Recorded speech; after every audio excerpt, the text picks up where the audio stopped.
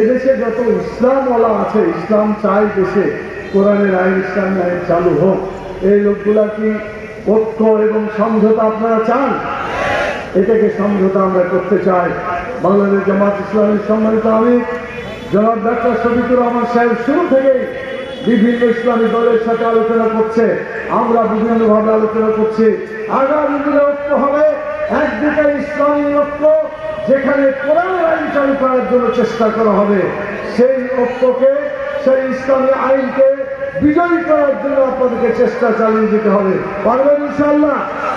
বাংলাদেশের জামাত ইসলামের পক্ষ থেকে যাকে আগামী জাতীয় সংসদে এখানে প্রার্থী করা হবে, একটাই প্রার্থী যাতে থাকে, যে প্রার্থী কোরআনের আইনের পক্ষে কাজ করবে, সেই কোরআনের আইন চালু করার জন্য আপনারা ঝাঁপিয়ে পড়বেন।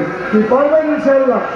আপনাদের ছাত্র জীবন থেকে চলে যাওয়ার পরে তাহলে এই বাংলাদেশে জাতি ধর্ম নির্বিশেষে এবং বিশিষ্ট সমাজসেবক দেবের দেবের কৃতি সন্তান করবেন শহীদ কাফেলা বাংলাদেশ ইসলামী ছাত্র শিবিরে উপস্থিত হয়েছেন ইসলামী আন্দোলন বাংলাদেশের অনুরোধ করছে।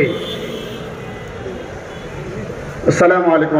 সম্মানিত উপস্থিতি, আজকে এই সমাবেশ প্রমাণ করেন তিনি বলেন সময়ের কসম।